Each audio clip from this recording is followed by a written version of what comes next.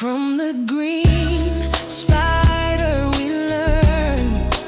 not all victories come from chasing. Some come from knowing when to be still and believing that what is meant for us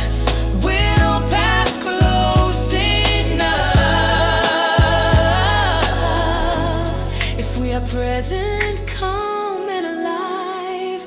in our own